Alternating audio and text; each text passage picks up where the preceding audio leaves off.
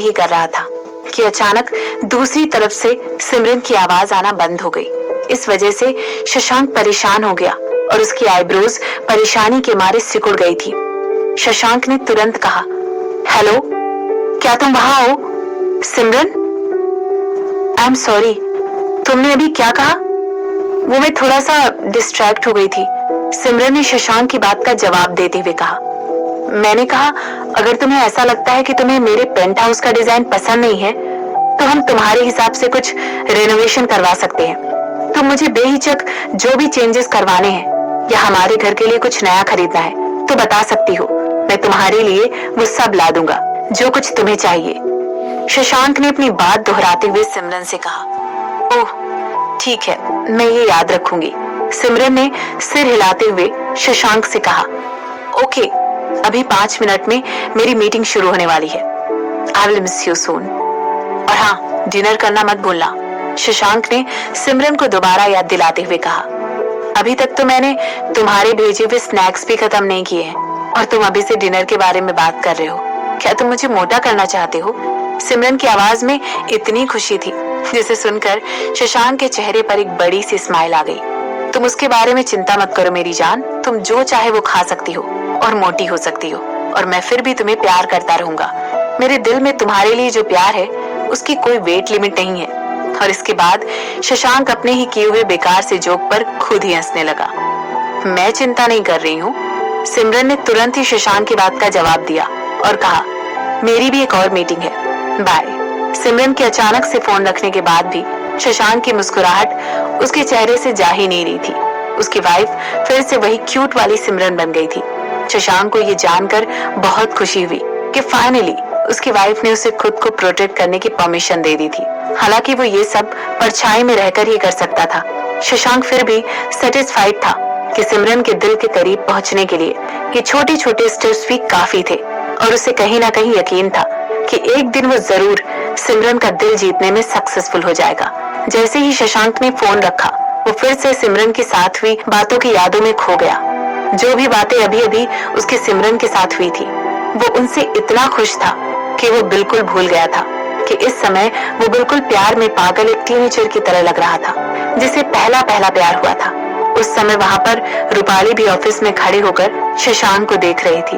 वो देख रही थी कि कैसे एक पल शशांक स्माइल कर रहा था तो दूसरे ही पल खिलखिलाकर हंस रहा था। वो देख रही थी कि शशांक अपने सपनों में खोया हुआ था और उसे अंदाजा भी नहीं था कि रूपाली उसे वहां खड़े होकर देख रही है। शशांक को देखकर रूपाली को अपनी पूरी बॉडी पर गूज बम्स फील हो रहे थे।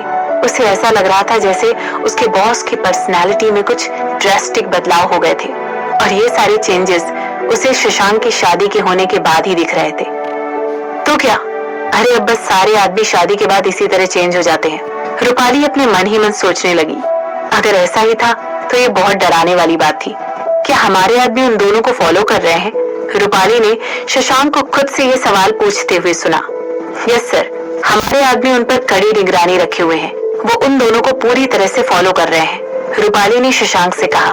गुड, दूसरे आदमियों के ग्रुप को सिमरन पर नजर रखने के लिए कहो और समय समय पर उसकी खबर देने के लिए कहो। मुझे पूरा यकीन है कि वो दोनों आदमी सिमरन के खिलाफ जरूर कुछ बुरा प्लान कर रहे हैं। उनको 24/7 मॉनिटर करो और इस बात का नोट लगाओ कि वो अगले कुछ दिनों में किन किन लोगों से मिल रहे हैं, कहाँ कहाँ जा रहे हैं। मुझे उनसे मिलने वाले लोगों की पूरी लिस्ट चाहिए और इस काम में कोई भी गलती नहीं होनी चाहिए, शशांक ने अपनी आंखें छोटी करते हुए कहा। और इसके बाद वो वहां से उठा और अपना सूट ठीक करने लगा और इसके बाद वो वहां से वॉक करते हुए अपने ऑफिस के बाहर निकल गया। इस समय उसके चेहरे पर बहुत ही कोल्ड एक्सप्रेशन दिखाई दे रहे थे। कुछ लोग अनजाने में अपनी मौत को बुलावा दे रहे थे। ऐसा लग रहा था कि जो कुछ भी शशांक ने पिछली रात किया था वो हेमंत रायचंद को बिजी रखने के लिए काफी नहीं था। जैसे ही दोपहर से शाम होते होते रात होने लगी, सिमरन के पास उस मॉल में अटेंड करने के लिए और मीटिंग नहीं थी और ना ही कोई ऐसे मसले थे जो उसे उस वक्त वहां बैठकर सुलझाने थे। वो फ्री हो चुकी थी। सिमरन का बॉडीगार्ड दिलीप ड्राइव करके उसे वापस शशांक के घर ले आया था। उस पूरी डिस्टेंस कवर करने के लिए 20 मिनट ही लगे थे क्योंकि जिस लोकेशन पर शशांक का घर था वो उस शहर की सेंट्रल लोकेशन थी और उस जगह का नाम हालिंग था। जो कि उदयपुर के मेन बिजनेस और शॉपिंग एरिया में लोकेटेड था। बहुत जल्द वो उदयपुर की सबसे ऊंची बिल्डिंग पर पहुंच गए थे। दिलीप सिमरन को वीआईपी एलिवेटर तक ले गया और एक की कार्ड की मदद से टैप करके उसने लिफ्ट शुरू कर दी। धीरे धीरे लिफ्ट ऊपर की तरफ हाईलिंक्स के सबसे ऊंचे फ्लोर की तरफ जाने लगी। जब वो दोनों टॉप मोस्ट फ्लोर पर पहुंचे, सिमरन ने दिलीप को एक और की कार्ड दिया। वो कार्ड शशांक के पेंट हाउस का था। जैसे ही दिलीप ने देखा कि सिमरन शेफाली पेंट हाउस के अंदर जा चुकी है, वो वहां से निकल गया। जैसे ही सिमरन शशांक के पेंट हाउस के अंदर घुसी, वो दंग रह गई। शशांक का पेंट हाउस इतना बड़ा था और उसमें सामने इतना बड़ा ओपन स्पेस था कि उसे देखकर सिमरन के होश उड़ गए। वो एक 2 स्टोरी पेंट हाउस था। उसकी सीलिंग बहुत ऊंची थी और वहां पर सॉलिड ओक की फ्लोरिंग बिछी हुई थी। नॉर्मल प्लेन ग्लास विंडोज जो कि जमीन से सीलिंग तक जाती हैं, उनके बजाय उस पेंट हाउस में एक फ्रेमलेस ग्लास बॉक्स विंडो थी जिसमें अलग से बैठने की जगह भी बनी हुई थी। इससे किसी को भी वहां पर आराम से बैठने की काफी जगह मिल जाती और वहां पर आराम से बैठकर कोई भी उदयपुर की सबसे ऊंची बिल्डिंग से पूरे शहर का नजारा एंजॉय कर सकता था। सिमरन एंट्रेंस पर खड़े होकर पूरे घर की तरफ अपनी नजरें घुमाने लगी और उसने नोटिस किया कि पूरी जगह सिर्फ सफेद रंग में डूबी हुई थी। दीवारों से लेकर फर्नीचर तक सब कुछ ऑलमोस्ट वाइट ही था। तो क्या यही वजह थी कि शशांक ने सिमरन से रेनोवेशन करवाने के लिए कहा था? क्या यही वजह थी कि उसने रेनोवेशन का टॉपिक सिमरन के सामने उठाया? जैसे ही सिमरन ये सोचने लगी, उसे हंसी आ गई। तो क्या इस आदमी को व्हाइट कलर इतना ज्यादा पसंद है? सिमरन के राइट साइड में एक बिलियर्ड टेबल रखी हुई थी और वहां पर एक वाइन रैक था जो कि वॉल माउंटेड था।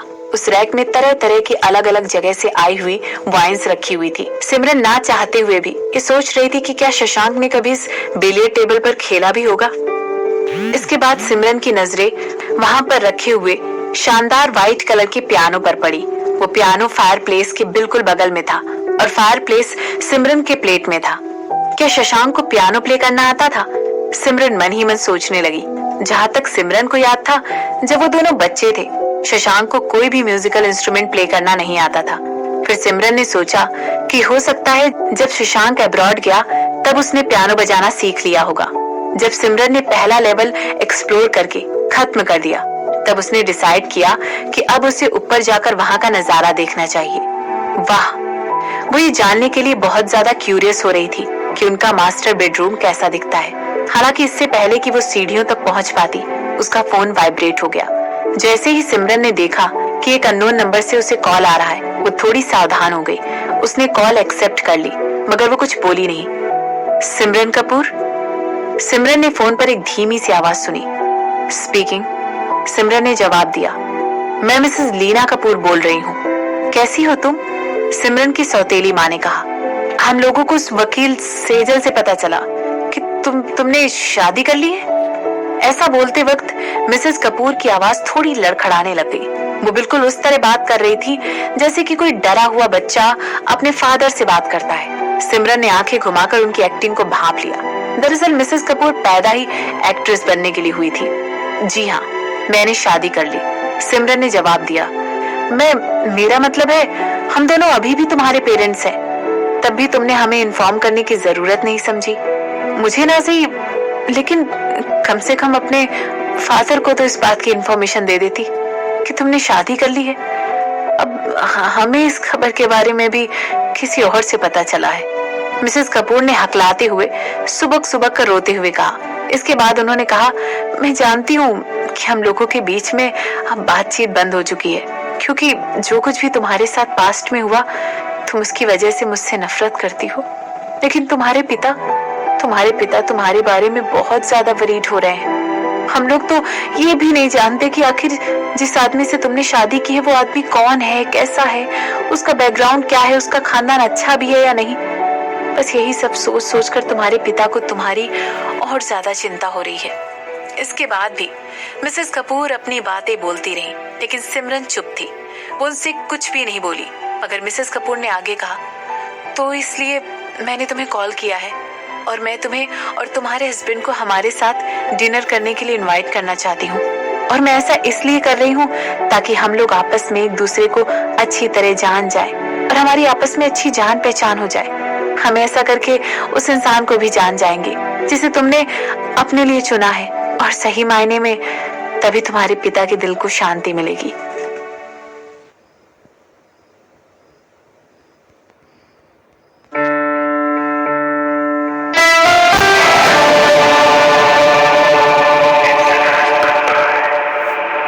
जब मिसेस कपूर की बातें खत्म हुई तब सिमरन ने उनसे पूछा, क्या आपको कुछ और कहना है?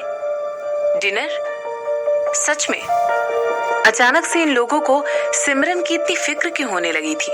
सिमरन को समझ नहीं आ रहा था कि अब वो उसके साथ आगे क्या करने वाले थे। नहीं, मगर तुम डिनर के लिए आओगे ना? देखो, ज्यादा कुछ नहीं, लेकिन एटलीस्ट तुम अपने हस्बैंड को अपने फादर से इंट्रोड्यूस तो करवा ही सकती हो। आखिर उन्हें भी तो जानने का हक है कि तुमने अपने लिए किसको चुना है। मिसेस कपूर ने ऐसा कहकर सिमरन को कन्विंस करने की बहुत कोशिश की। मेरे हस्बैंड एक बहुत ज्यादा बिजी आदमी है। जो वो फ्री होंगे और आपसे मिलने के लिए अवेलेबल होंगे तब मैं आपको इन्फॉर्म कर दूंगी। सिमरन ने एक झटके में बोलते हुए कॉल डिस्कनेक्ट कर दी। हो ना हो, वो औरत सिमरन को दोबारा से अपनी चाल में फंसाना चाह रही थी। सिमरन से इंतजार नहीं हो रहा था और वो सोच रही थी कि अगर इस समय वो वहां होती तो वो उस औरत का चेहरा देख पाती। वो देखना चाहती थी कि उसकी सौतेली माँ को कैसा लगता जब उन्हें ये पता चल जाता कि अब सिमरन के पास कपूर इंडस्ट्रीज के सबसे ज्यादा शेयर थे। कॉल डिस्कनेक्ट करने के बाद वापस से सीढ़ियों की ओर बढ़ने लगी। वो धीरे धीरे सबसे ऊपर पहुंच गई। इस पेंट हाउस में सेकंड लेवल पर कुल 5 कमरे थे। सिमरन जैसे जैसे सारे रूम्स के सामने से पास होती गई, वो सारे रूम्स चेक करने लगी। एक रूम में ऑफिस था, एक रूम में जिम था, बाकी के 2 रूम गेस्ट रूम थे और लास्ट वाला रूम जो कि सबसे बड़ा था वो मास्टर बेडरूम था। जैसे ही सिमरन ने मास्टर बेडरूम का दरवाजा खोला वो चौंक गई। उस रूम का इंटीरियर बहुत ही आरामदायक था। उस रूम में एक सॉफ्ट ग्रे और ब्लैक कलर का यूज किया हुआ था और पूरे रूम में वही थीम फॉलो की गई थी। रूम में किंग साइज बेड था जिस पर वेलवेट का हेडबोर्ड था। इसके अलावा वहाँ पर सिमरन की ऑयल पेंट से बनी हुई तस्वीर बेड के बिल्कुल ऊपर टंगी हुई थी। जैसे जैसे सिमरन बेड की तरफ बढ़ने लगी उसकी आंखें वहाँ पर लगी हुई पेंटिंग पर अटक सी गई। उस पेंटिंग में वो औरत वहाँ खड़े होकर स्माइल कर रही थी और एक छोटा सा डिम्पल उसके फेस पर साफ दिखाई दे रहा था। उस औरत के लंबे बाल एक मैसी बन में बंधे हुए थे। वो औरत बिल्कुल रिलैक्स और खुश दिखाई दे रही थी। उसने अपने एक हाथ में मग पकड़ रखा था। वो पेंटिंग साफ तौर पर किसी ऐसे इंसान के कहने पर बनाई गई थी जो कि उस औरत को बहुत अच्छी तरीके से जानता हो, उस पर नजर रख रहा हो, जैसे कि वो अपने सामने खड़ी हुई औरत की एक एक चीज, एक एक पहलू पेंटर को बड़ी बारीकी से बता रहा हो। मगर सिमरन को अपने ऊपर पूरा यकीन था कि उसने कभी भी ऐसा पोज नहीं किया था। तो इस बात का सिर्फ और सिर्फ एक ही मतलब था कि ये सब शशांक की इमेजिनेशन थी। सिमरन वहां खड़े होकर सोचने लगी कि कहीं ये पेंटिंग शशांक ने खुद ही तो नहीं बनाई थी, या फिर कहीं उसने किसी पेंटर को हायर करके उससे ये पेंटिंग बनवाई थी। सिमरन ने एक आह भरी और इसके बाद उसके होठों पर एक प्यारी सी मुस्कान आ गई। वो समझ गई थी कि आगे आने वाले दिनों में अब यही उसका घर होने वाला था। इसके बाद वो चलकर एक दरवाजे की तरफ गई। वो दरवाजा जमीन से लेकर सीलिंग तक लंबा था। वो एक स्लाइडिंग डोर था जो कि रूम के बाहर बड़े से टेरेस की तरफ खुलता था। जैसे ही सिमरन ने वो दरवाजा खोला उसने तुरंत खुद को हक कर लिया। दरवाजा खुलते ही ठंडी हवा का एक झोंका सिमरन को होकर गुजरा। वो झोंका इतना तेज था कि उसकी वजह से सिमरन के सारे बाल बिखर गए थे। वो हवा का झोंका पूरी तरह से जमा देने वाला था। उसने सिमरन को अंदर से बाहर तक झकझोर दिया था।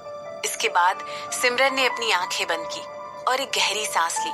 क्या शशांक को कभी भी इस जगह पर रहकर अकेलापन महसूस हुआ? क्या शशांक को कभी ये नहीं लगा कि इतनी बड़ी जगह पर वो अकेला ही रहता है? सिमरन ने अपनी आंखें खोली तो उसे बादल के टुकड़े पूरे आसमान में बिखरे हुए दिखाई पड़े। वो टुकड़े बहुत ही पतले थे, जैसे कि किसी पेंटर ने उन्हें खुद बैठकर उस तरह पेंट किया हो। वो लगातार मूव करते हुए हवा के साथ साथ बह रहे थे। अब क्योंकि ऑलरेडी शाम के 6 बज रहे थे, इसीलिए शहर की सारी लाइटें धीरे धीरे ऑन होना शुरू हो गई थी। उदयपुर की सबसे ऊंची बिल्डिंग के टॉप फ्लोर पर खड़ी होकर सिमरन को सब कुछ दिखाई दे रहा था। नीचे की वो चमकदार दुनिया छोटी थी, फिर भी बहुत खूबसूरती से दिखाई दे रही थी। उस नजारे को देखकर सिमरन को फायरफ्लाई फेस्टिवल की याद आ गई, जो उसने मालदीव में शशांक के साथ देखा था। तो क्या यही वजह थी कि शशांक ने इस जगह को खरीदकर अपना बना लिया था? जब सिमरन को वहां बाहर काफी देर हो गई, तब वो मास्टर बेडरूम के अंदर आ गई। तभी उसे शशांक की तरफ से एक टेक्स्ट मैसेज आया, जिसमें शशांक ने उसे डिनर करने के बारे में याद दिलाया था। सिमरन मुस्कुराई और उसने रिप्लाई के तौर पर शशांक को एक थम्स अप का इमोटिकॉन भेज दिया। वो इस बात को झुठला नहीं सकती थी कि शशांक कुछ भी करके उसे ज्यादा से ज्यादा स्माइल करने का मौका देता था, और पिछले कुछ दिनों से सिमरन शशांक की वजह से कुछ ज्यादा ही स्माइल कर रही थी। इसके बाद सिमरन ने किचन की तरफ जाने का सोचा। जैसे ही वो किचन में पहुंची, उसने रियलाइज किया कि किचन को बहुत ही खूबसूरती से डिजाइन किया गया था। किचन का काउंटर टॉप व्हाइट मार्बल से बना हुआ था, और वहां पर व्हाइट रंग के ही कैबिनेट लगे हुए थे, जिसमें सिल्वर एक्सेंट लगे हुए थे। वहां पर एक कन्वेंशनल ओवन भी लगा हुआ था। साथ ही गर्म और ठंडे पानी का इंतजाम भी बहुत ही बढ़िया किया हुआ था। इसी के साथ वहां पर एक कॉफी मशीन और बहुत सारे कुकिंग अप्लायंसेस भी रखे हुए थे। शायद ये सब वहां पर इसीलिए था क्योंकि शशांक को खाना बनाना बहुत पसंद था। सिमरन ने फ्रिज के अंदर रखा हुआ थोड़ा सा पास्ता अपने लिए गर्म किया। हालांकि पास्ता अभी अभी फ्रेशली कुक्ड नहीं था, लेकिन फिर भी उसका टेस्ट लाजवाब था। सिमरन के अपोजिट शशांक एक बहुत ही बेहतरीन कुक था। सिमरन को बहुत खुशी थी कि एटलीस्ट उन दोनों में से किसी एक को तो अच्छी तरह खाना बनाना आता है। अब उसे घर पर खाने की चिंता करने की कोई जरूरत नहीं थी। अपना डिनर खत्म करने के बाद सिमरन वापस से मास्टर बेडरूम में चली गई। नहाने के बाद सिमरन ने वहीं पर अपना लैपटॉप एक डेस्क पर सेट किया, जो कि रूम के अंदर ही रखी हुई थी, और अपने काम में लग गई। इसके बाद थोड़ी थोड़ी देर में सिमरन टेबल पर रखी हुई कुछ फाइलों को भी देख रही थी। सिमरन को अच्छी तरह पता था कि शशांक को सिमरन का उसके बेडरूम में काम करना बुरा नहीं लगेगा, है ना? सिमरन तुरंत सोकर उठ गई। जब सिमरन को लगा कि कोई उसके गाल खींच रहा है, उसने तुरंत अपनी आंखें खोलकर देखा तो वहां पर शशांक मुस्कुराता हुआ दिखाई दे रहा था, और वो अभी भी सिमरन के गाल खींच रहा था। सुबह के 8 बज रहे हैं। अगर तुम खराटे भी ले रही हो तो भी मुझे तुम्हें उठाना पड़ेगा, वरना तुम मुझे फिर से ब्लेम करोगी। शशांक के शब्द उसकी खुशी को छुपा नहीं पा रहे थे। सिमरन तुरंत सोचने लगी कि क्या इस आदमी को खराटों से बहुत ज्यादा प्यार था, वरना इस तरह सिमरन को देखकर इतनी बड़ी सी स्माइल क्यों दे रहा था। ब्रेकफास्ट रेडी हो गया है, जाओ और जाकर नहा लो, और इसके बाद ब्रेकफास्ट करने के लिए नीचे आ जाना, शशांक ने सिमरन से कहा। सिमरन अभी भी कॉन्टिन्यूअसली उसे घूरे जा रही थी, और उसके पूरे चेहरे पर एक कंफ्यूजन वाला लुक साफ दिखाई दे रहा था। आखिर मैं बेड पर कैसे पहुंची? जो लास्ट चीज मुझे याद है कि मैं उस डेस्क पर बैठकर काम कर रही थी। सिमरन ने डेस्क की तरफ इशारा करते हुए कहा। मैं कल रात करीब 12 बजे घर पर आया, और मैंने देखा कि तुम बहुत ही गहरी नींद में अपनी फाइलों के ऊपर सोई हुई हो। तुम फिर से ड्रोल कर रही थी। मुझे डर लग रहा था कि कहीं तुम ऐसा करते हुए अपने पेपर्स को डैमेज ना कर दो, तो इसीलिए। शशांक ने अपने बचाव में अपने हाथ खड़े करके सिमरन से कहा, और सिमरन उसके हाथों पर इस समय गुस्से में चिढ़कर अपने हाथ मार रही थी। ठीक है, मैंने तुम्हें सोते हुए देखा, इसीलिए मैंने तुम्हें गोद में उठाकर बेड पर सुला दिया, ताकि तुम एक प्रॉपर तरीके से सो सको। मैं नहीं चाहता था कि जब तुम सुबह उठो तो तुम्हारी पीठ में या गर्दन में दर्द हो, शशांक ने सिमरन से कहा।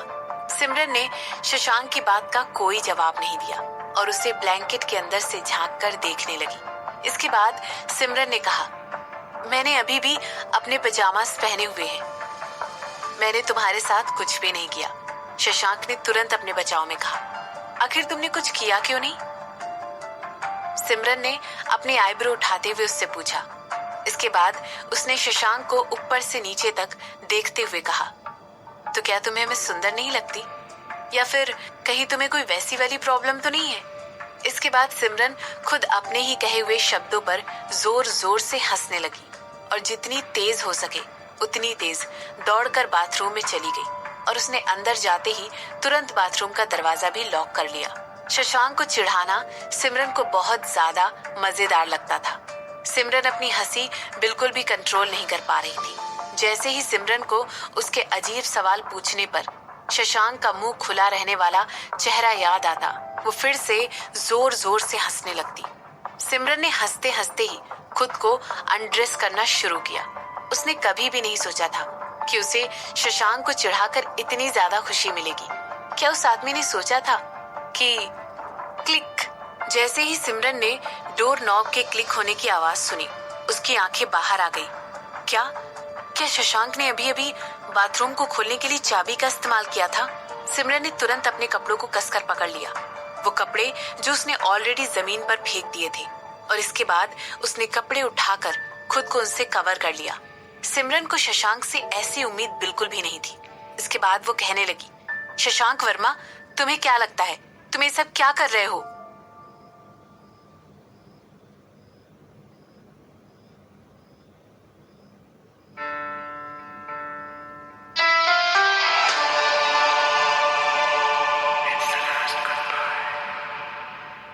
सिमरन ने तुरंत अपने कपड़े उठाए और खुद को कवर कर लिया। इसके बाद वो शशांक को बाथरूम के अंदर आने से मना करने लगी, लेकिन शशांक ने फिर भी चाबी से दरवाजा खोल लिया और सिमरन के सामने सीरियस एक्सप्रेशंस के साथ खड़ा हो गया। वो तुरंत आगे बढ़ा और सीधा सिमरन के सामने जाकर रुका। शशांक ने इस समय एक भी शब्द अपने मुंह से नहीं निकाला और उसके चेहरे पर अभी भी सीरियस एक्सप्रेशंस ज्यों के त्यों बने हुए थे, जिन्हें देखकर कोई भी आसानी से डर सकता था। उसका चेहरा सिमरन के चेहरे के इतने पास था कि सिमरन को शशांक के आफ्टर शेव की हल्की हल्की स्मेल आ रही थी। सिमरन शशांक की आंखों में घूर कर देखने लगी। शशांक की आंखें ऑब्वियसली डरावनी लग रही थी। एक सेकंड के लिए सिमरन ने सोचा कि कहीं वो इसलिए तो गुस्सा नहीं है कि सिमरन ने उसके आदमी होने पर शक किया, मगर इससे पहले कि सिमरन इस बारे में आगे कुछ और सोच पाती, शशांक सिमरन की तरफ झुका और उसके होठों ने सिमरन के होठों को कवर करते हुए एक किस करने की कोशिश की। बाथरूम का समा काफी गर्म हो चुका था, लेकिन जिस बात से सिमरन को और ज्यादा सरप्राइज लगा वो ये थी कि ना चाहते हुए भी सिमरन के हाथ अपने आप शशांक की गर्दन पर पहुंच गए थे और सिमरन ने जिन कपड़ों को खुद से कवर किया हुआ था वो उसके हाथ से छूट गए थे। उनके ओपन होने की वजह से सिमरन की बेहद गोरी स्किन थोड़ी थोड़ी दिखाई देने लगी थी। जैसे ही शशांक ने सिमरन को किस किया, सिमरन ने भी उसे रिटर्न में एक किस दिया। सिमरन शशांक के साथ इतना ज्यादा इन्वॉल्व हो गई थी और उसे उसी तरह किस कर रही थी जिस तरह वो चाहती थी कि शशांक भी उसे किस करे। जैसे जैसे शशांक ने सिमरन को अपनी बाहों में अपनी तरफ और कस के जकड़ना शुरू किया, सिमरन ने एक अजीब सी गर्माहट अपने चेहरे पर, खासकर अपने गालों पर महसूस की। सिमरन को एक अजीब सी फीलिंग नीचे की तरफ फील होनी शुरू हो गई थी और उसे ये गेस करने में एक सेकंड भी नहीं लगा कि वो क्या था। जैसे ही उन दोनों की किस शुरू हुई, दोनों को ही गर्माहट फील होने लगी थी। उन दोनों के लिप्स एक दूसरे में बिल्कुल परफेक्ट तरीके से बैठ चुके थे और एक दूसरे के साथ प्रॉपर सिंक में थे। ऐसा लग रहा था दोनों के अंदर ही एक दबी हुई इच्छा थी जो बाहर आ रही थी। दोनों ही इस मोमेंट की गर्माहट में खो से गए थे। जैसे ही सिमरन के मुंह से एक प्यार भरी आह निकली, शशांक ने फील किया कि उसके अंदर भी एक आग जल उठी थी, मगर शशांक को लगा कि चीजों को आगे ले जाने का ये सही समय बिल्कुल भी नहीं था। शशांक ने एकदम से सिमरन को किस करना बंद कर दिया। उसने अपने फोरहेड को सिमरन के फोरहेड पर रखते हुए थोड़ी सांस लेनी शुरू की। इसके बाद शशांक ने अपनी पीठ सीधी की और सिमरन की तरफ देखने लगा।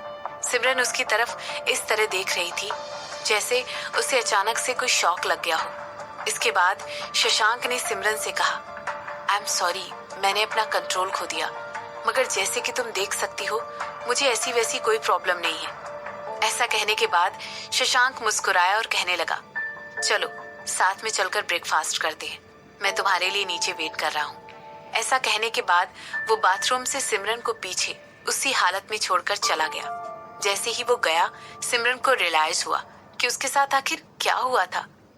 You idiot! सिमरन ने चिल्लाते हुए शशांक को कोसा। ऐसा करते हुए सिमरन की मुट्ठी बंधी हुई थी और उसके गुलाबी चेहरे पर हर तरफ दिखाई दे रहा था कि उसे अभी तक यकीन नहीं हो रहा था कि सच में उसके साथ अभी अभी क्या किया। शशांक बीच में ही रुक गया।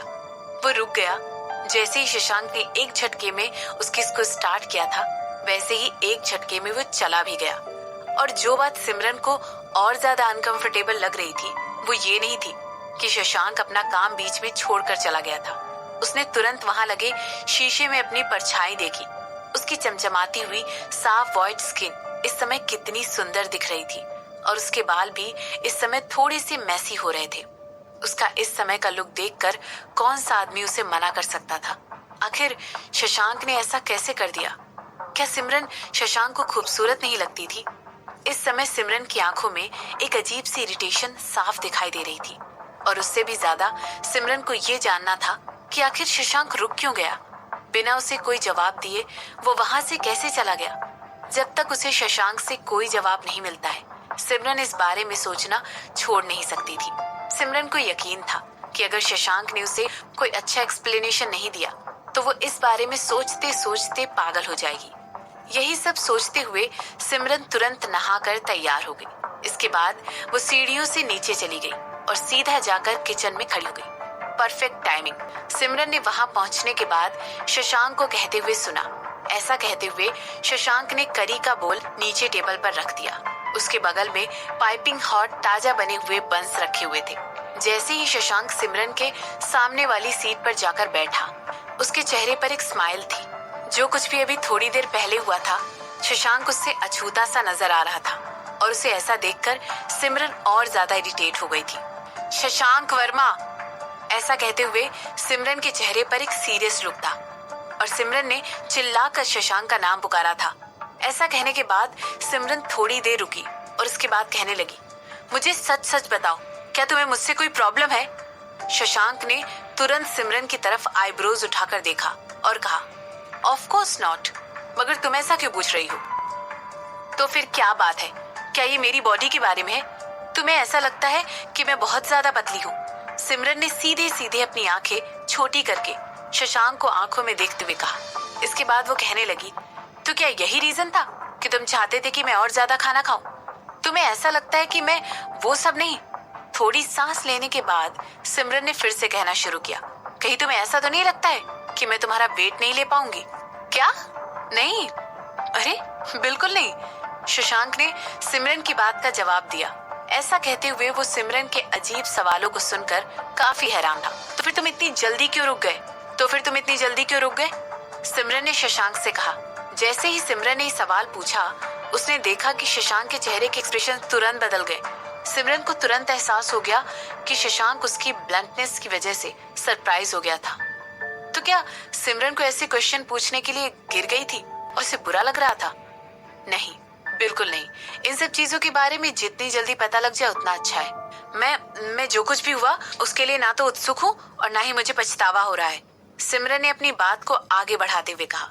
सिमरन को ऐसा लगा था कि शायद शशांक ने उसके सवालों को मिसअंडरस्टैंड करते हुए ऐसा समझ लिया कि सिमरन इन सब चीजों के लिए उतावली हो रही है। वो उतावली नहीं हो रही थी, ठीक है, लेकिन वो ये जानने के लिए क्यूरियस जरूर थी। शशांक ने सिमरन की बातें सुनने के बाद कहा, मैं ऐसा एक्सपेक्ट नहीं कर रहा था कि तुम इतनी ब्लंटली ये सब कह दोगी। इसके बाद शशांक ने 1 मिनट की चुप्पी के बाद फिर से सिमरन से कहा, मगर यही तो वो बात है जो मुझे तुम्हारे बारे में अच्छी लगती है और मैं इसी वजह से तुमसे प्यार करता हूँ। मालदीव जाने से पहले मैंने अपने आदमियों को 7 साल पहले तुम्हारे साथ जो कुछ भी हुआ था उसके बारे में पता लगाने के लिए कहा था। मैंने उन लोगों से पूरे मामले की छानबीन करने के लिए कहा था और उसी के रिगार्डिंग मुझे ठीक हमारे जाने से पहले कुछ रिजल्ट्स मिले थे, शशांक ने कहा। ऐसा कहते हुए शशांक की नजरें सिर्फ सिमरन के चेहरे पर टिकी हुई थी। इसके बाद शशांक ने धीरे से अपना हाथ बढ़ाकर सिमरन का हाथ पकड़ा, धीरे से दबाते हुए कहा, मुझे पता है तुम्हें उस रात ड्रग्स दिए गए थे। वो मैं एक्चुअली। ऐसा कहते हुए शशांक जानबूझकर चुप हो गया और सिमरन की तरफ उसके चेहरे को घूर कर देखने लगा, लेकिन इस समय उसकी नजरों में कोमलता साफ दिखाई दे रही थी। उसने कहा, दरअसल मुझे ये डर था कि तुमने मेरे साथ उस रात जो कुछ भी किया वो सिर्फ और सिर्फ नशे में रहने की वजह से किया। ऐसा कहते हुए शशांक के मुंह से एक आह निकली और उसके चेहरे पर एक दर्द भरी स्माइल थी। तुमने उस रात कॉफी पी हुई थी और वो तुम थी जिसने मुझे उस रात पहले किस किया था। मुझे लगा था कि तुम, दरअसल मुझे ये लग रहा था, मैंने ये सोचा कि जो कुछ भी तुमने उस रात किया वो उस नशीली दवाई की वजह से किया जो किसी ने जबरदस्ती तुम्हारी ड्रिंक में मिला दी थी। इसीलिए मैं तुम्हें किसी भी चीज के लिए फोर्स नहीं करना चाहता। मैं इडियट, सिमरन ने शशांक को बीच में ही टोकते हुए कहा। इसके बाद सिमरन ने कहा, स्ट्रॉन्ग से स्ट्रॉन्ग नशीली दवाएं भी एक औरत पर उस तरह का असर नहीं कर सकती हैं। तुम्हें क्या लगता है मैं किसी नॉवेल की हीरोइन हूँ या मेल लीड हूँ जिसे उसके दुश्मनों ने स्ट्रॉन्ग नशीली दवाई देकर उसका फायदा उठाने की कोशिश की थी। जैसे ही शशांक ने सिमरन की बात सुनी उसकी तो बोलती बंद हो गई। वो सिमरन की तरफ घूर कर देखने लगा जो कि उसके सामने बैठकर बन खाना शुरू भी कर चुकी थी। मुझे जो नशीली दवाई दी गई थी उसे लेने के बाद हो सकता है मेरी सारी शर्म निकल गई हो, लेकिन वो उन नशीली दवाइयों जैसी नहीं थी जैसे कि नॉवेल्स और फिल्मों में दिखाया जाता है। अब क्योंकि तुम्हें ये पता नहीं था तो मुझे नहीं लगता है कि तुमने उस इंसान को ढूंढा भी होगा। मेरी ड्रिंक में नशीली दवाई मिलाई थी, सिमरन ने बन की एक और बाइट लेते हुए कहा। शशांक ने भी सिमरन की हाँ में हाँ मिलाई। तुमने जो भी किया नहीं किया उसे देखकर मुझे लगा कि शायद मुझ में कुछ कमी है, सिमरन ने शशांक से कहा। इसके बाद सिमरन ने कहा, जो मैं कहने की कोशिश कर रही हूँ वो ये है कि अगली बार से डोंट स्टॉप। जैसे ही शशांक ने सिमरन की बात सुनी वो अपनी जगह पर बैठे बैठे ही जम सा गया। जैसे ही उसने सिमरन की तरफ देखा उसकी आंखें बड़ी हो गई और उसने सिमरन से कहा, तुम्हारे कहने का मतलब है 7 साल पहले? अरे पागल आदमी, मैंने तुम्हें किस इसलिए किया था क्योंकि मुझे वाकई में लगा था कि तुम बहुत हॉट हो, सिमरन ने अपनी बात को क्लैरिफाई करते हुए शशांक से कहा। सिमरन की बात सुनकर शशांक एक बार फिर से स्पीचलेस हो गया। तो जो कुछ भी शशांक के साथ उस रात 7 साल पहले हुआ था वो किसी नशीली दवाई की वजह से नहीं हुआ था। ऐसा सुनते ही शशांक के चेहरे पर एक बड़ी सी स्माइल आ गई और खुशी के मारे उसका पूरा चेहरा चमकने लग गया था।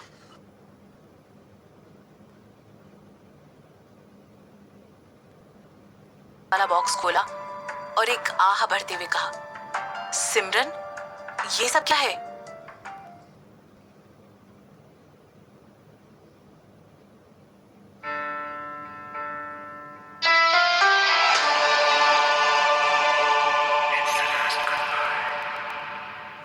वहां मिस्टर कपूर सिमरन का इंतजार करते करते अपने ही ख्यालों की दुनिया में खोए हुए थे। वो सोच रहे थे कि आखिर ऐसा क्या हो गया जो उनका बिजनेस इतना लॉस में जा रहा है और उनकी कंपनी अब डूबने की कगार पर आ गई है। वे ऐसा सोच ही रहे थे कि वहां पर सिमरन मुस्कुराते हुए मिस्टर और मिसेस कपूर के रिजर्व किए हुए प्राइवेट रूम के अंदर मीटिंग के लिए आ जाती है। सिमरन के चेहरे पर एक मुस्कान थी।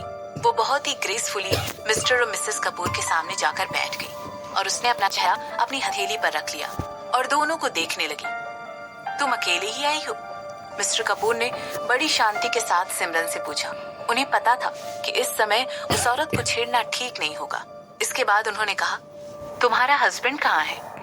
मैंने आपको बताया तो था कि वो बहुत बिजी आदमी है। चिंता मत करिए, वो जल्दी यहाँ पर आ जाएंगे, सिमरन ने मिस्टर कपूर की बात का जवाब देते हुए कहा। इसके बाद उसने मेन्यू ओपन किया और उसमें लिखे हुए कंटेंट पढ़ने लगी। इसके बाद सिमरन ने मिस्टर कपूर के चेहरे के एक्सप्रेशंस को इग्नोर करते हुए पूछा, क्या आप लोगों ने अभी तक कुछ ऑर्डर किया है? मैंने अभी तक सिर्फ चाय ऑर्डर की है। दरअसल हम लोग तुम्हारा ही वेट कर रहे थे, मिसेस कपूर ने कहा। और इसके बाद वो सिमरन की तरफ देखकर मुस्कुराने लगी और कहने लगी, सिमरन, अब क्योंकि तुम्हारी शादी हो गई है तो हमें लगता है कि तुम्हें अपने पास्ट को पीछे छोड़कर हमारे साथ अपने रिलेशनशिप की एक नई शुरुआत करनी चाहिए। मुझे पता है कि तुम्हारे फादर ने तुम्हें पास्ट में इग्नोर करके तुम्हारे साथ बहुत गलत किया, मगर मैं सच में चाहती हूँ कि तुम अपने दिल से सारे गिले शिकवे मिटा दो और हम दोनों को माफ कर दो। मुझे लॉबस्टर खाने की बहुत इच्छा हो रही है। आपको क्या खाना है? सिमरन ने अपना सर उठाते हुए मिस्टर कपूर की तरफ देखा। मेरे लिए भी लॉबस्टर ठीक रहेगा, मिस्टर कपूर ने सिमरन की बात का जवाब दिया। वो सिमरन की मीठी आवाज और प्यार भरा एटीट्यूड देखकर थोड़ी सी सरप्राइज हो गए, मगर उन्होंने ये बात मिस नहीं की थी कि सिमरन ने मिसेस कपूर को पूरी तरह से इग्नोर कर दिया था और इस समय मिसेस कपूर सिमरन के इस बर्ताव से अपने लिए डिसरिस्पेक्ट फील कर रही थी और काफी दुखी लग रही थी। मिस्टर कपूर ने ये देख लिया था कि मिसेस कपूर ने अपने लोअर लिप को बाइट करते हुए शर्म के मारे अपना सिर नीचे कर लिया था। और तुम्हारे हस्बैंड का क्या हुआ? मिस्टर कपूर ने पूछा। वो सच में जानना चाहते थे कि आखिर सिमरन को किस तरह का आदमी पसंद है। वो यहाँ पर जल्दी आ जाएंगे, सिमरन ने अपने फादर की आंखों में सीधे सीधे देखते हुए कहा। इसके बाद उसने कहा, ये मीटिंग एक सरप्राइज है। मैं तो बस यही सोच रही हूँ कि आखिर आपको मुझसे और मेरे हस्बैंड से मिलने की ऐसी क्या जरूरत आ गई? क्या इस मीटिंग का दादाजी की वसीयत से कुछ लेना देना है? जैसे ही सिमरन ने ये सब कहा, मिस्टर कपूर की आंखों में इग्नोर ना किए जाने वाला एक्सप्रेशन आ गया था। जिस तरह सिमरन ने अपनी बात उनके सामने रखी थी, वो उनके और मिसेस कपूर के लिए एक सरप्राइज की तरह थी। इसके बाद वो सिमरन की तरफ देखने लगे, जो कि बड़ी ही शांति के साथ अपना ऑर्डर बता रही थी। जैसे ही मिस्टर कपूर ने देखा, अटेंडेंट सिमरन का ऑर्डर लेकर वहां से जा चुका है, उन्होंने जवाब दिया, मैं तुम्हारी चीजों को जानने की कैपेसिटी से बहुत ज्यादा सरप्राइज हूँ। दरअसल मैं तुमसे आज 2 वजहों से मिलना चाहता था। पहली तो ये कि मैं सच में तुम्हारे हस्बैंड से मिलना चाहता हूँ, और दूसरी ये कि मैं तुमसे वो सारी प्रॉपर्टी खरीदना चाहता हूँ। चिंता मत करो, मैं उनके सही दाम तुम्हें दूंगा। तो हम कितने पैसों के बारे में बात कर रहे हैं? सिमरन ने पूछा। जैसे ही सिमरन ने मिस्टर कपूर की बात सुनी, उसके दिमाग के पहिए दौड़ने लग गए। सिमरन के सवाल ने मिस्टर कपूर के कॉन्फिडेंस को बढ़ा दिया। इसका सिर्फ एक ही मतलब था कि मिस्टर कपूर जो कुछ भी सिमरन के बारे में सोच रहे थे वो सही था। सिमरन पैसों से बहुत ज्यादा प्यार करती थी, इसीलिए मिस्टर कपूर ने कहा, हम इस बारे में डिनर के बाद बात कर सकते हैं। अभी तुम्हारे हस्बैंड के लिए थोड़ा सा रुक सकते हैं। मिस्टर कपूर इस कन्वर्सेशन को डिले करना चाहते थे। दरअसल ये बात पैसों से रिलेटेड थी, इसीलिए वो सिमरन के हस्बैंड के आने तक का वेट करना चाहते थे, क्योंकि वो उसे दिखाना चाहते थे कि सिमरन कितनी मटेरियलिस्टिक और पैसों से प्यार करने वाली औरत थी। इसके अलावा वो ये भी चाहते थे कि सिमरन का हस्बैंड खुद अपनी आंखों से देखे कि किस तरह सिमरन मिसेस कपूर की बेइज्जती करती है। आखिर ऐसी औरत से जो कि मल्टी रियलिस्टिक हो, पैसों के लिए भूखी हो और अपने माता पिता की तरफ डिसरिस्पेक्टफुल हो, उसके साथ कौन रहना चाहेगा? उनको यकीन था कि सिमरन की इस बुरी साइड को देखने के बाद उसका हस्बैंड सिमरन के साथ अपनी शादी के बारे में दोबारा जरूर सोचेगा, और हो सकता है अगर सब कुछ प्लान के मुताबिक गया, जल्दी सिमरन को डिवोर्स भी दे दे। ठीक है, सिमरन ने अपने कंधे उचकाते हुए अंदर ही अंदर अपनी आंखें रोल करते हुए कहा। क्या सिमरन के फादर वाकई में ऐसा सोच रहे थे कि वो उनके ख्यालों को पढ़ नहीं सकती है? वो कोई बच्ची या बेवकूफ नहीं थी। सिमरन, मैं क्या सोच रहा था, तुम्हारे हस्बैंड भी उदयपुर से ही है ना? तो क्या वो कपूर फैमिली को जानते हैं? ऑफ कोर्स, बहुत अच्छी तरीके से जानते हैं, सिमरन ने कहा। इसके बाद सिमरन इशारा करते हुए चाय की तरफ देखा, जो कि टेबल पर रखी हुई थी। उसकी चाय पीने की बहुत ज्यादा इच्छा कर रही थी, मगर मन ही मन सिमरन ये भी सोच रही थी कि कहीं अगर इन लोगों ने उसमें कोई नशीली दवाई मिलाकर रखी हो तो। बस यही सब सोचकर सिमरन काफी ज्यादा संभल कर बैठी हुई थी। इसके बाद सिमरन ने कहा, मुझे यकीन है आप उनको अच्छी तरीके से जानते होंगे। दरअसल वो इस जगह पर काफी फेमस है। जैसे ही सिमरन ने ये सब कहा, मिस्टर कपूर की एक आईब्रो उठ गई और वो कहने लगे, तो क्या वो भी एंटरटेनमेंट इंडस्ट्री से हैं?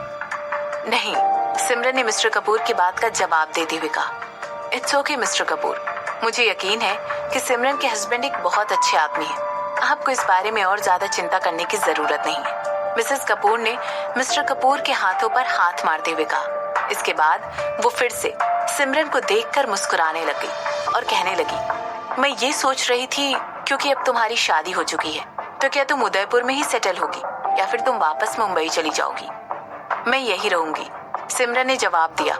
मिसेस कपूर ने सिमरन को एक फेक स्माइल दी और अंदर ही अंदर उसे कोसने लगी। सिमरन के सटीक जवाबों से साफ नजर आ रहा था कि उसे मिसेस कपूर से बात करने में कोई इंटरेस्ट नहीं था। ये मिसेस कपूर के लिए बहुत ही डिसरिस्पेक्ट की बात थी। हालांकि उसने अपने नाखुश होने को अपने अंदर ही रखा और खुद को संभाल कर वहां बैठी रही। इसके बाद उसने सिमरन से कहा, ठीक है, ये तो बहुत अच्छी बात है, बहुत ज्यादा अच्छी बात है। क्या तुम्हें कोई जॉब चाहिए? शायद तुम्हारे फादर तुम्हें उनकी कंपनी में कोई काम दे सकते होंगे। इसके बाद मिसेस कपूर ने मिस्टर कपूर की तरफ बहुत प्यार से देखा और कहा, सुनिए ना, कैसा रहेगा अगर आप ऋत्विक से कह देंगे कि वो सिमरन को भी कोई जॉब दे दे? मेरे ख्याल से सिमरन को उसके सेक्रेटरी के तौर पर या फिर उसकी ट्रेनी के तौर पर जॉब मिल जाए तो। आखिर सिमरन अभी भी एक कपूर ही है। मिसेस कपूर ने अपनी बात को आगे बढ़ाते हुए कहा, मिसेस कपूर अपनी इमेज के बारे में काफी ज्यादा ख्याल रखती थी। उन्होंने पहले ही सोच रखा था कि वो सिमरन के लिए अपनी कंपनी में ही जॉब के लिए कहेंगी, ताकि मिस्टर कपूर को पता चल सके कि वो सिमरन से कितना प्यार करती है। आखिरकार एक बार सिमरन की वजह से ही कपूर खानदान को काफी बेइज्जती झेलनी पड़ी थी, और अगर इस बार मीडिया ने मिसेस कपूर के इस डिसीजन को देखा तो ये उनकी इमेज के लिए बहुत अच्छा होगा। इससे उनके करियर को भी काफी अच्छा बूस्ट मिल जाएगा, जिसे वो पहले से ही उठाने की काफी कोशिश कर रही थी। इट इज ओके, मैं कोई डोनेशन बॉक्स नहीं हूँ। मेरे पास एक जॉब है जिससे मुझे अच्छे खासे पैसे मिल जाते हैं। मैं श्योर हूँ कि वो आप जो मुझे ऑफर कर रही हैं, मेरी जॉब उससे कहीं ज्यादा अच्छी है। सिमरन ने मिसेस कपूर को नीचा दिखाते हुए कहा। तुम? ऐसा कहते हुए मिस्टर कपूर ने अपने गुस्से के साथ अपने शब्दों को भी पी लिया। जैसे ही मिसेस कपूर ने मिस्टर कपूर के गुस्से को शांत करने के लिए उनकी पीठ पर अपने हाथ से सहलाया, मिस्टर कपूर जो कुछ भी सिमरन को कहने वाले थे, उन्होंने वो शब्द अपने अंदर ही रखे। ऐसा करके मिसेस कपूर ने मिस्टर कपूर को याद दिलाया कि इस मीटिंग को अरेंज करने का उनका मतलब कुछ और है। उन्हें इस चीज पर फोकस करना चाहिए। इट्स ओके, मुझे हमेशा से ही पता था कि तुम मेरे ही दिए हुए ऑफर को ठुकरा दोगी, मिसेस कपूर ने सिमरन की तरफ देखते हुए कहा। इसके बाद उन्होंने कहा, खैर जो भी है, इस समय तुम कौन सी जॉब कर रही हो? मेरे कहने का मतलब है तुम अभी अभी तो इस शहर में आई हो। शुरुआत करने के लिए फिलहाल तो मैं कहीं काम नहीं कर रही हूँ। सिमरन ने मिसेस कपूर की बात का जवाब दिया, और इसके बाद अचानक सिमरन की आंखों में चमक आ गई। इसके बाद वो कहने लगी, ओहो, मैं तो बिल्कुल भूल ही गई। अब क्योंकि मेरे हस्बैंड को आज रात आने में थोड़ी सी देर हो जाएगी, मैंने कहा था कि मैं आपको ये दे दूं। इसके बाद सिमरन ने अपने हैंडबैग में से 2 बॉक्स निकाले और मिसेस कपूर के सामने रखते हुए कहा, ये कुछ ज्वेलरी जो मेरे हस्बैंड ने स्पेशली आपके लिए खरीदने के लिए कहा था। इसके बाद सिमरन ने मिसेस कपूर को एक बड़ी सी प्यारी मुस्कान के साथ वो बॉक्सेस देते हुए कहा, ये बहुत ज्यादा महंगे तो नहीं है, पर मेरे ख्याल से गिफ्ट ज्यादा मैटर करता है, ना कि उसकी कीमत, है ना? मिसेस कपूर ने तुरंत वो खूबसूरत दिखने वाला बॉक्स खोला और एक आह भरते हुए कहा, सिमरन, ये सब क्या है?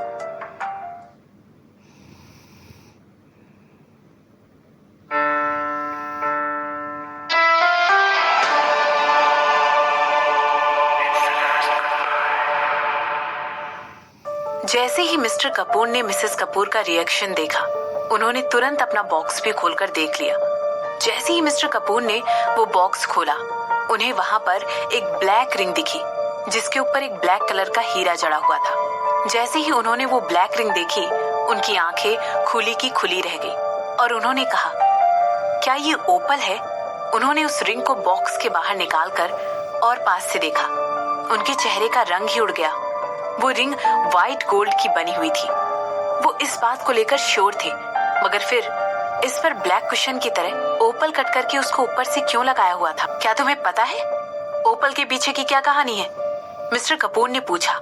ऐसा पूछते वक्त मिस्टर कपूर के अंदर से गुस्से की आग बाहर आ रही थी। तो क्या ये गुड लक नहीं लाता है, जैसे कि किसी गुड लक चार्म की तरह? सिमरन ने मुस्कुराते हुए पूछा। इसके बाद उसने कहा, मैंने इन दोनों को स्पेशली आप दोनों के लिए ही सिलेक्ट किया है, खास आप दोनों को गिफ्ट देने के लिए। क्या कहा तुमने? Good luck charm? Mister Kapoor ने पूछा। इसके बाद उन्होंने कहा, ओपल सिर्फ उन लोगों के लिए ही लक लेकर आता है जो लोग अक्टूबर के महीने में पैदा हुए होते हैं। तुम्हारी माँ और मैं, हम दोनों ही अक्टूबर के महीने में पैदा नहीं हुए। क्या तुम हम दोनों की लाइफ में बैड लक लेकर आना चाहती हो? तुम कितनी ज्यादा बुरी हो। जब मिस्टर कपूर सिमरन से ये सब कह रहे थे, तो उन्हें अचानक से मिसेस कपूर ने अपनी कोहनी मारकर उन्हें चुप रहने के लिए इशारा किया। मिस्टर कपूर ने ऐसा करने पर मिसेस कपूर की तरफ एक ऑब्वियस इरिटेशन के लुक के साथ देखा। जैसे ही मिसेस कपूर ने ये रिएक्शन देखा, वो बिल्कुल भी गुस्सा नहीं हुई। उन्होंने मिस्टर कपूर की बात को दिल से नहीं लगाया, बल्कि उन्होंने ओपल नेकलेस के प्राइस टैग की तरफ मिस्टर कपूर को देखने के लिए कहा। जैसे ही मिस्टर कपूर ने ओपल नेकलेस के प्राइस टैग की तरफ देखा, वो बिल्कुल स्पीचलेस हो गए। उसे देखकर उनके होश ही उड़ गए। 13.5 करोड़। जैसे ही उन्होंने नेकलेस का प्राइस टैग देखा, उन्होंने तुरंत अपनी रिंग का प्राइस टैग भी देखा। उस पर लिखा हुआ था 11 करोड़। आखिर किस तरह की ज्वेलरी इतनी ज्यादा महंगी हो सकती है? मिस्टर कपूर चाहते हुए भी गिफ्ट के लिए सिमरन की तरफ शुक्रगुजार नहीं हो रहे थे। आखिरकार वो गिफ्ट्स अपने प्राइस टैग के साथ आए थे। भला कौन गिफ्ट देते वक्त उनका प्राइस टैग उनके साथ ही छोड़ देता है। आखिरकार सिमरन ने ऐसा क्यों किया? सिमरन की तरफ घूर कर देखने लगे। इससे पहले कि वो कुछ कह पाते, एक अटेंडेंट वहां पर उनका खाना लेकर आ गया और उन्हें सर्व करने लगा। जैसे ही वो अटेंडेंट वहां से गया, मिस्टर कपूर ने एक जोरदार आवाज की, ये सब देने का तुम्हारा मतलब क्या है? मिस्टर कपूर ने सिमरन से पूछा। अगर सच कहूं तो मुझे नहीं पता था मेरी ये सब गिफ्ट देने से आप और मिसेस कपूर इतने ज्यादा ऑफेंड हो जाओगे। खैर कोई बात नहीं। ऐसा कहते हुए सिमरन ने तुरंत दोनों गिफ्ट उन दोनों से वापस छीन लिए। सिमरन की ये हरकत देखकर मिस्टर और मिसेस कपूर दोनों ही सरप्राइज हो गए। इसके बाद वो कहने लगे, मैं आप दोनों से वापस ले लेती हूँ। इसकी जगह मैं आप दोनों को कोई दूसरा गिफ्ट दे दूंगी। अगर मुझे पहले पता होता कि ये दोनों गिफ्ट बैड लक लेकर आएंगे, वो भी मेरे अपने माता पिता के लिए, तो मैं कभी भी अपने हस्बैंड से कहकर इन दोनों चीजों को आपके लिए नहीं खरीदती। ऐसा कहते हुए सिमरन ने ड्रामेटिक ढंग से कहा भरी और इसके बाद ओपल नेकलेस और रिंग की तरफ देखते हुए इन दोनों चीजों को अपने हाथ में लेते हुए अपना सिर हिलाने लगी। इसके बाद वो कहने लगी, मे बी मुझे इन दोनों चीजों को किसी चैरिटी ऑक्शन में डोनेट कर देना चाहिए। आखिरकार ये चीजें किसी अच्छे काम के लिए यूज होंगी। सिमरन, मिस्टर कपूर ने अपनी आवाज को बढ़ाते हुए कहा। हालांकि मिस्टर कपूर को सिमरन का दिया हुआ गिफ्ट बिल्कुल भी पसंद नहीं आया था, मगर वो इस बात को बिल्कुल भी झुठला नहीं सकते थे कि वो गिफ्ट भले ही उन्हें कितना भी नापसंद हो, लेकिन आखिर वो गिफ्ट बहुत ही वैल्यूबल और एक्सपेंसिव था। हो सकता है वो दोनों गिफ्ट को बेचकर कुछ पैसे ही वापस ले लेते। वो गिफ्ट्स तुमने हम दोनों को दिए थे, भला तुम हमसे वो चीज कैसे वापस ले सकती हो जो तुम हमें ऑलरेडी गिफ्ट के तौर पर दे चुकी हो? ये बहुत ज्यादा बुरी बात है। मुझे लगा कि आप दोनों को मेरे दिए हुए गिफ्ट पसंद नहीं आए। मुझे लगा कि हो सकता है वो गिफ्ट आपके लिए बैड लक लेकर आए। ऐसा कहते हुए सिमरन ने अपने चेहरे पर कंफ्यूजन वाला लुक रखा हुआ था। इसके बाद वो कहने लगी, मेरे इंटेंशंस आपकी तरफ बिल्कुल सच्चे हैं। जब मैंने आप दोनों के लिए वो ज्वेलरी चूज की थी तब मैं बहुत खुश थी और आप लोगों ने मुझे आपकी तरफ बुरे इंटेंशंस रखने वाला कहा। आपने मुझे बुरे बुरे शब्द कहे। क्या ये बात ठीक है? सिमरन ने ये सब कुछ मिस्टर कपूर को नफरत से भरी हुई टोन के साथ कहा था और इसके बाद उसने उन्हें वो ज्वेलरी लौटा दी और कहने लगी, भूल जाइए जो सब मैंने कहा। ये लीजिए, रख लीजिए इन्हें, आपकी मर्जी। आप चाहें इनको बेचें या इनके साथ कुछ भी करें। अब क्योंकि मैं इन चीजों को आपको ऑलरेडी दे चुकी हूँ, आप इनके साथ जो चाहें वो कर सकते हैं। जैसे ही सिमरन ये सब कह रही थी, अचानक से वीआईपी रूम का दरवाजा खुला और वहां पर ब्लैक सूट पहने हुए एक लंबा सा आदमी खड़ा हुआ था। मिस्टर और मिसेस कपूर तुरंत उस आदमी के सीरियस चेहरे की तरफ देखते हुए घूरने लगे और उन्होंने नेचुरली कंक्लूड करते हुए सोच लिया कि ये आदमी जरूर हो ना हो सिमरन का पति ही है। हो सकता है कि यह आदमी थोड़ा गुड लुकिंग हो, मगर इसका ऑरा जरा सा भी हेमंत जैसा नहीं है और ना ही इस शहर के किसी और बैचलर जैसा है। उसे देखकर कोई खुशनुमा सी फीलिंग नहीं आ रही थी। अंदर ही अंदर मिसेस कपूर ने चैन की सांस ली। सिमरन का पति बिल्कुल किसी एवरेज दिखने वाले आदमी की तरह ही था। इस आदमी को सिमरन को छोड़ने के लिए मनाना जितना उन दोनों ने सोचा था उससे भी आसान होने वाला था। उन्होंने सोचा कि इस आदमी को बस थोड़ी सी धमकी देनी पड़ेगी और उनका काम हो जाएगा, जबकि मिसेस कपूर अपने ही ख्यालों में खोई हुई थी। जो आदमी उनके सामने खड़ा हुआ था अचानक से साइड हो गया और उसके पीछे से आने वाले आदमी को झुककर सलाम करने लगा। एक और आदमी जो कि पहले वाले आदमी से भी ज्यादा लंबा था रूम में एंटर हुआ। उस आदमी का ऑरा इतना ज्यादा था कि उसके अंदर घुसने के साथ ही रूम का टेम्परेचर ऐसा लग रहा था कि मानो कई डिग्री से नीचे गिर गया हो। मिस्टर और मिसेस कपूर दोनों ही उस आदमी को एक पल के लिए देखते ही रह गए और जैसे ही उन्होंने इस आदमी को पहचान लिया, उन दोनों के चेहरे का रंग उड़ गया।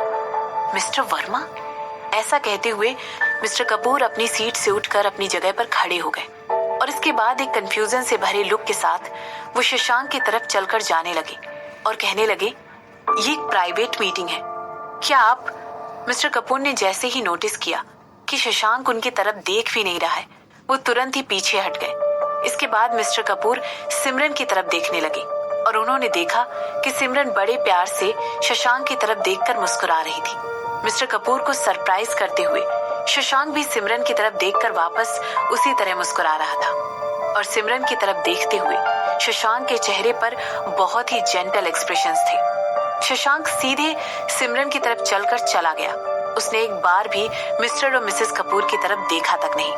मिस्टर कपूर अपनी जगह पर कुछ देर तक ऐसे खड़े रहे जैसे कि उनको किसी ने जमा दिया हो। इसके बाद उन्होंने देखा कि शशांक सिमरन को गालों पर किस कर रहा है और उससे लेट आने के लिए माफी मांग रहा है। ये सब देखकर मिस्टर कपूर का चेहरा ऐसा हो गया था जैसे कि मानो उन पर बिजली गिर गई हो। उन्हें ऐसा लग रहा था कि कोई उन्हें गला घोंटकर मार रहा है। मिस्टर कपूर को ऐसा लग रहा था जैसे कि उनके सामने हर चीज स्लो मोशन में हो रही है, जैसे कि उनको हर चीज तोड़ मरोड़ कर दिखाई जा रही है। इसके बाद मिस्टर कपूर ने सिमरन की आंखों की तरफ देखा। वो उनकी तरफ ही देख रही थी। ऐसा लग रहा था मानो सिमरन आंखों ही आंखों में मिस्टर कपूर को प्रोवोक कर रही हो, चैलेंज कर रही हो कि अब शशांक के सामने वो सिमरन को जो भी चाहे कह सकते हैं। मानो वो कह रही हो, अब बोलकर दिखाओ। दरअसल बहुत सारे लोग नहीं जानते थे कि आखिर शशांक दिखने में कैसा लगता है, क्योंकि वो लोग उससे पर्सनली कभी मिले ही नहीं थे। मगर मिस्टर कपूर को याद था कि वो इस आदमी से कुछ 1-2 ओकेजन्स पर पहले भी मिल चुके हैं। शायद यही वजह थी कि मिस्टर कपूर ने शशांक को देखते ही पहचान लिया था। एक बिजनेसमैन के तौर पर मिस्टर कपूर इस इंडस्ट्री में काफी सालों से थे और मिस्टर कपूर ने शशांक को कई हाई क्लास पार्टीज में और इवेंट्स में देखा था, जहां पर शशांक को या तो किसी अवार्ड लेने के लिए बुलाया गया था या फिर उस पार्टी में स्पीच देने के लिए इनवाइट किया गया था। जैसे ही मिस्टर कपूर सिमरन और शशांक को घूर कर देर तक देखने लगे, उनका दिमाग बिल्कुल ब्लैंक हो गया था और उनका मुंह खुला का खुला रह गया था। वो सोचने लगी, क्या ये वाकई में सिमरन का हस्बैंड है? मिस्टर कपूर, क्या आप ठीक हैं? मिसेस कपूर ने मिस्टर कपूर के सूट को खींचते हुए पूछा। जैसे ही मिसेस कपूर ने मिस्टर कपूर के साथ ऐसा किया, ऐसा लग रहा था मानो मिस्टर कपूर अपने सपनों की दुनिया से जाग गए हों। उन्होंने नोटिस किया कि अब उनकी वाइफ उनके बगल में खड़ी हुई थी और उसके चेहरे पर टेंशन और नर्वसनेस साफ दिखाई दे रही थी। मिसेस कपूर कई बार अपने हस्बैंड के साथ इवेंट और फंक्शन में गई थी, तो जाहिर सी बात है कि उन्होंने भी सामने से कई बार शशांक को भी देखा हुआ था। अपने हस्बैंड की तरह ही अपने सामने शशांक को देखकर अपनी आंखों पर विश्वास ही नहीं हो रहा था। आखिर ऐसा कैसे हो सकता था कि शशांक ही सिमरन का हस्बैंड था? आखिर ये दुनिया अचानक से इतनी छोटी कैसे हो गई थी?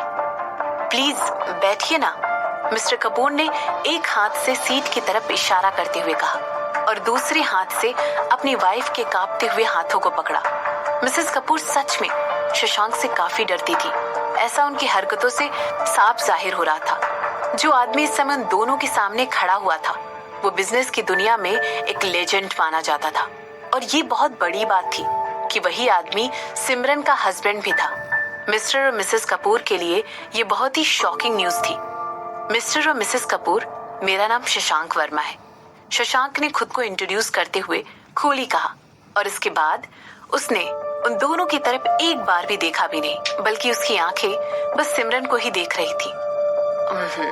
मैंने कभी सोचा भी नहीं था सिमरन अपने लिए इतना लाजवाब हस्बैंड ढूंढ लेगी, मिसेस कपूर ने बोलने की पहल करते हुए कहा। उन्हें पता था कि मिस्टर कपूर को खुद को संभालने में अभी थोड़ा समय लगने वाला था। मिस्टर वर्मा, मैं मिसेस लीना कपूर हूँ।